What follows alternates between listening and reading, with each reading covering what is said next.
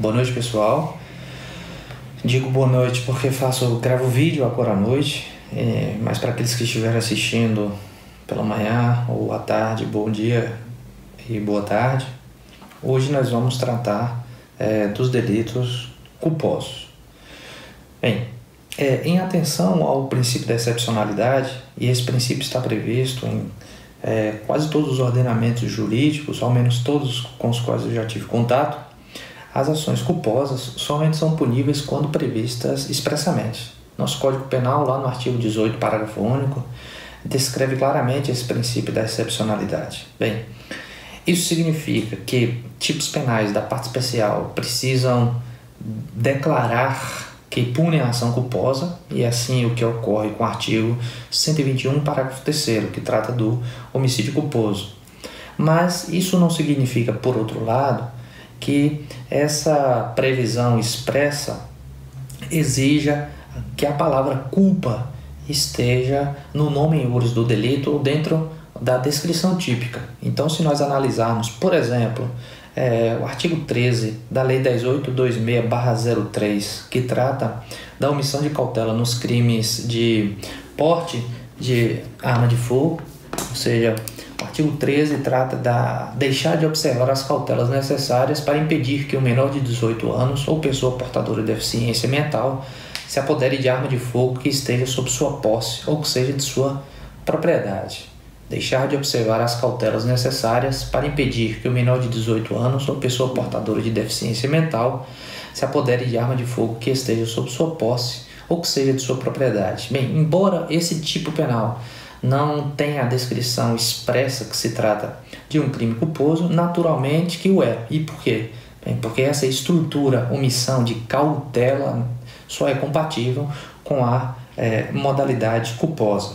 Se a gente seguir na análise do delito culposo, nós vamos perceber que há uma diferença de gradação de pena com os delitos dolosos. Bem, isso a princípio pode causar nos senhores algum tipo de perplexidade. E por quê? Bem, porque se nós nos atentarmos bem, especialmente tendo toda aquela estrutura da imputação objetiva em mente, a gente consegue perceber que o desvalor do resultado nos delitos culposos é o mesmo dos delitos dolosos. Um homicídio culposo e um homicídio doloso tem como resultado a morte da vítima. Então os senhores podem talvez se questionar o que justifica essa drástica diferenciação de penas. Nós imaginarmos, por exemplo, que o homicídio doloso simples tem uma pena de 12 anos e o homicídio culposo tem a pena de 3. Bem, se o desvalor do resultado é o mesmo, a chave para a solução ou para tentar entender ou justificar ou explicar o porquê da distinção de pena está no desvalor da ação. Costumeiramente, a opinião majoritária costuma defender que o delito doloso tem o seu maior incremento de pena justificado pela intencionalidade. Nas últimas abordagens eu já deixei claro para os senhores o meu posicionamento particular em relação a essa suposta presença de intenção nos crimes dolosos que o diferenciaria dos crimes culposos, Mas, enfim, fiquemos então com o básico de sempre, de imaginar que toda a diferença entre dolo e culpa se faz numa suposta e insondável intenção do agente. Então, se o desvalor do resultado nos delitos dolosos e culposos é o mesmo, o desvalor da ação se mostra diferente. E por quê? Nos delitos dolosos, supostamente, o desvalor da ação se assenta nessa vontade do autor dirigida à produção do resultado, ao passo que nos delitos culposos haveria um curso causal mal conduzido, e esse curso causal mal conduzido justificaria um menor nível de reproche dado pelo legislador. A culpa ela pode aparecer fenomenicamente, né? Doutrinariamente se diz que ela pode aparecer essencialmente de dois modos: ou culpa consciente ou a culpa inconsciente. A culpa consciente, o agente representa a possibilidade de produção do resultado, mas acredita sinceramente que ele não vai ocorrer. Bem, e essa crença do autor está assentada em uma provável habilidade que ele tenha para manusear ou para dirigir o veículo, por exemplo. Ao passo que a culpa inconsciente está justificada ou compreendida pela ausência de previsão do autor. Ele é tão negligente, ele é tão imprudente, ele é tão imperito que não chega sequer a prever que esse resultado, morte, por exemplo, pode vir a se manifestar. Essa tradicional dicotomia entre culpa consciente e culpa inconsciente fará uma pequena distinção ou terá alguma relevância quando se tratar de dosagem de pena, né? Naturalmente que aquele que representa um resultado e acredita que ele não vai ocorrer merece uma sanção um pouco diferenciada para cima daquele que sequer chega a representar. Particularmente tenho minhas reservas em relação à utilidade desse tipo de distinção. Para ser bem mais claro, eu acho que essa distinção é absolutamente desnecessária e na prática é impossível de ser feita. Em regra, toda culpa ela está, no meu modo de ver, caracterizada pela inconsciência. A representação de um determinado perigo para o bem jurídico, a depender da intensidade desse perigo, já justificaria ou fundamentaria uma possibilidade de punição dolosa. Mas não vem ao caso, fiquemos com essa dupla fenomenologia e dupla caracterização do crime culposo. Pois bem, tradicionalmente se diz que o crime culposo está caracterizado pela presença de 7 elementos, né? Conduta e resultado e nexo. Esses 3 elementos estão previstos tanto para os delitos dolosos quanto para os delitos culposos, mas acrescidos da violação do dever de cuidado, a previsibilidade objetiva, a ausência de previsibilidade e, por último, a tipicidade. Comecemos então por aquele primeiro elemento que é justamente a marca diferenciadora dos delitos culposos, a violação do dever de cuidado. Bem, costuma-se argumentar que o ponto essencial da caracterização de um crime culposo está marcada pela violação do indivíduo de determinado dever de cuidado. Naturalmente que essas regras gerais de cautela, elas podem fazer referência ou a alguma legislação escrita ou à ideia de que se deve ter de um homem prudente, de um homem normal. Do ponto de vista escrito, talvez aquela que regule comportamentos, que a sua inobservância implique por si uma imagem de que estamos diante de um delito doloso, é seguramente a violação das regras que regulam o trânsito, ou, por exemplo, a violação de uma determinada norma ou manobra cirúrgica, não é?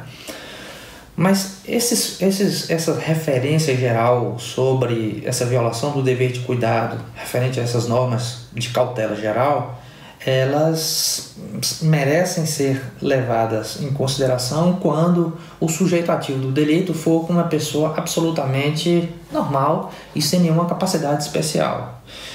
O que se tem discutido, não é? E o que merece realmente ser discutido diz respeito às hipóteses nas quais estamos diante de indivíduos que têm conhecimentos especiais ou capacidades especiais. Então, o indivíduo que tem um determinado conhecimento sobre um determinado circunstância que envolve a realização do delito, ou o indivíduo que tem uma capacidade especial mereceriam essas duas características individuais, mereceriam entrar em consideração no momento de valorar se estamos diante ou não da violação do dever de cuidado? Pois bem, aponta a doutrina que os conhecimentos especiais eles precisam ser valorados, precisam entrar no processo de sopesamento para a atribuição de um delito doloso ou de um delito culposo. Então, por exemplo, se o autor que vive em uma determinada região, um determinado bairro, sabe que aquele cruzamento apresenta um perigo especial, ou sabe seguramente que existem pedaços de vidro em um determinado local, onde realiza um comportamento, por exemplo, de passar uma rasteira no indivíduo e assim sucessivamente, esses elementos de conhecimentos especiais precisam ser considerados e serem valorados pelo julgador no momento de se determinar a culpa. Quanto às capacidades especiais, também de acordo com a doutrina majoritária, essas precisam ser valoradas no momento de se atribuir responsabilidades. Basicamente, a ideia aqui que funciona como pano de fundo dessa justificativa diz respeito ao fato de que deve-se exigir um pouco mais de quem pode um pouco mais. Então, por exemplo, os indivíduos que são condutores de carros de Fórmula 1, por exemplo, eles têm uma capacidade especial de reação muito maior do que os indivíduos normais. Um campeão de natação, ele tem uma capacidade de velocidade de nado muito maior do que a dos indivíduos normais. Bem, o que significa dizer? Bem, isso significa que se um nadador, se um campeão olímpico, ele for numa ação de salvamento, exercer uma ação de salvamento, ele não pode implementar nessa ação de salvamento apenas uma velocidade normal. Ele tem que usar toda a sua capacidade para exercer essa ação de salvamento. Um grande cirurgião, mesmo que esteja fazendo uma cirurgia por caridade, ele não pode atuar como um cirurgião qualquer. Ele precisa implementar a operação com todos os seus dotes e com todas as suas capacidades. Ele não pode fazer apenas o normal, porque o normal é o que é exigível das pessoas que não têm nenhuma capacidade especial. Então, tanto os conhecimentos especiais quanto as capacidades especiais precisam ser valoradas em indivíduos que as possuem, porque isso pode significar que exige-se muito ou a implementação dessa capacidade ou a cautela devido a esse conhecimento especial para identificar se há ou não uma violação do dever de cuidado.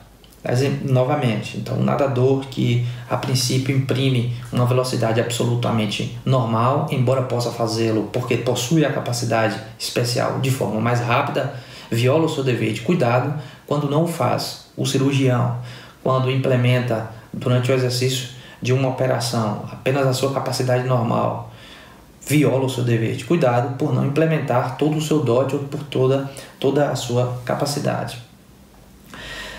Para além disso, o crime culposo também exige uma previsibilidade objetiva.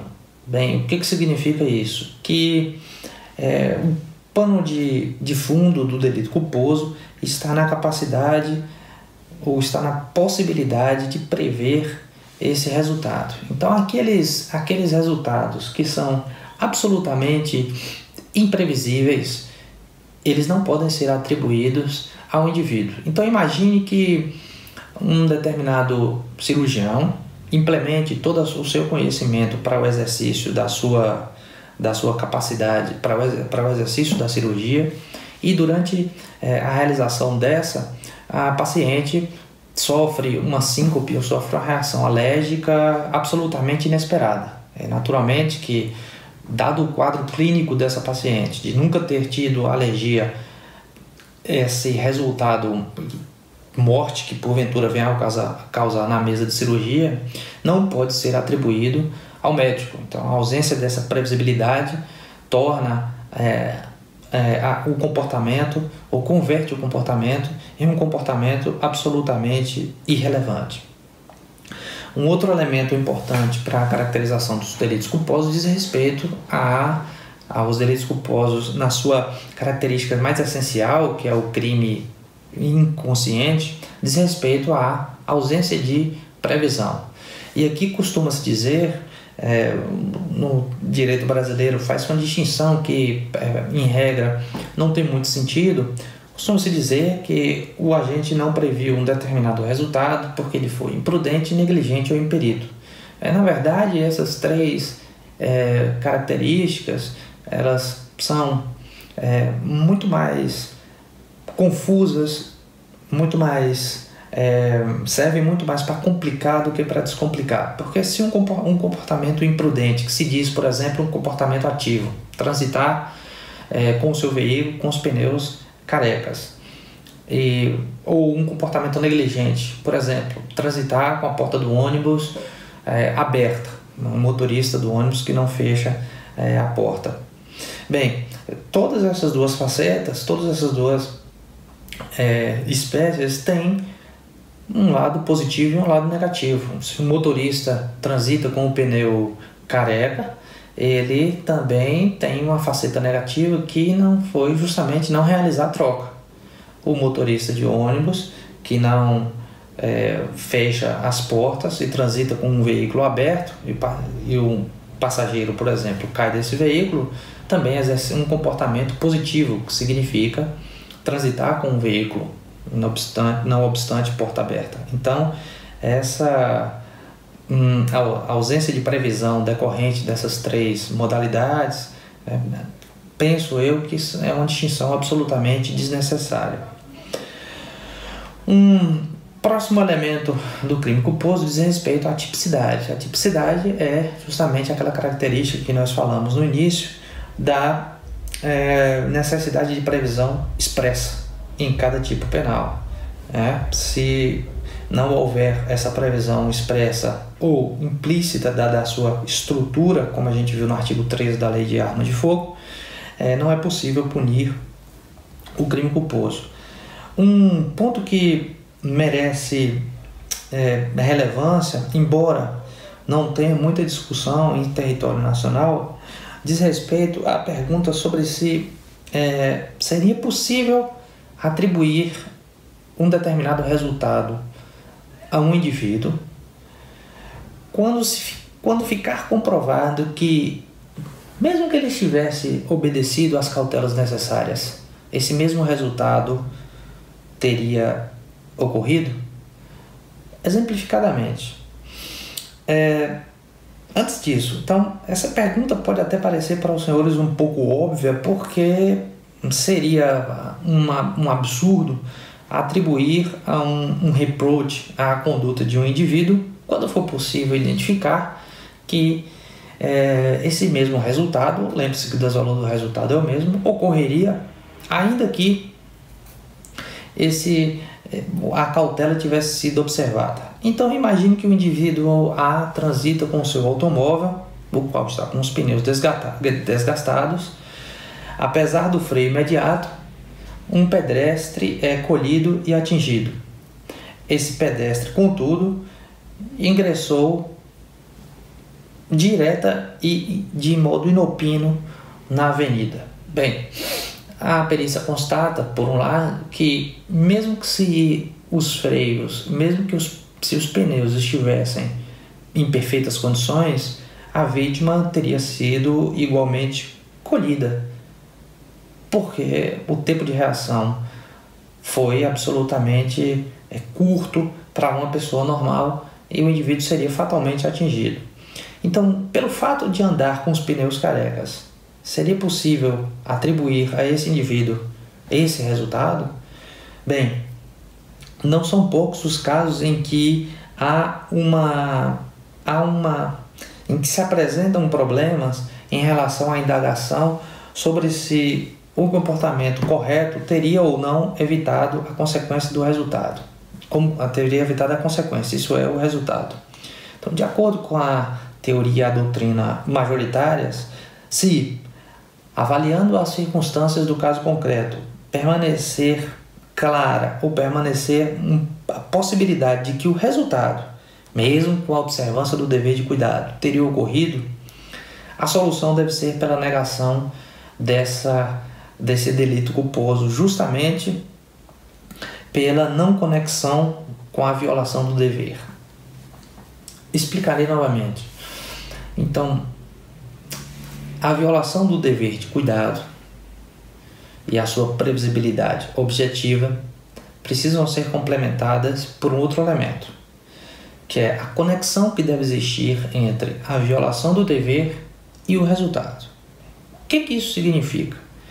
Isso significa que o julgador precisará ponderar o seguinte, ou se perguntar, quando estiver diante da violação de um dever de cuidado: será que se esse indivíduo, mesmo observando todas as cautelas necessárias, teria evitado o resultado? Sim ou não? Essa é a pergunta que deve ser feita, essa é a pergunta que deve ser levantada. Se ficar comprovado que existe a possibilidade de que esse resultado ocorra, mesmo que o indivíduo estivesse observando as cautelas necessárias, essa imputação culposa, ela não poderá ocorrer. E isso, aponta a doutrina majoritária, está assentado com base no princípio do indúbio pro réu.